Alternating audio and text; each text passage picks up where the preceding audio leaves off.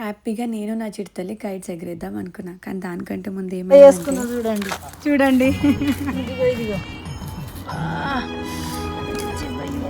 కారుతుంది అక్క బ్లడ్. అవును ఇంకా కారుతుంది.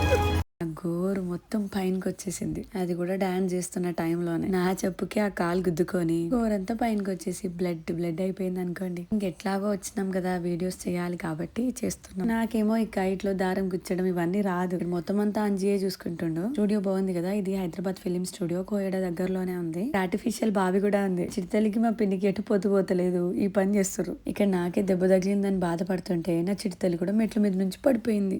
కానీ తను చాలా స్ట్రాంగ్. ఏడుస్తే మళ్ళీ ఎక్కడ కైట్ ఎగిరేయలేమో అని అస్సలు ఏడవలేదు. సర్లేండి, కైట్స్ ఎగిరేసేటప్పుడు జాగ్రత్త, చైనా మాంజా అస్సలు యూస్ చేయకండి ప్లీజ్. మా బాధ కాదు బాధ, కైట్స్ ఎగిరేయడం కోసం అటు నుంచి ఇటు నుంచి అటు ఒకటే తిరుగుడు. నరాలన్నీ కట్ అయితే ఎంత నొప్పి ఉంటుందో అంత నొప్పి ఉంది.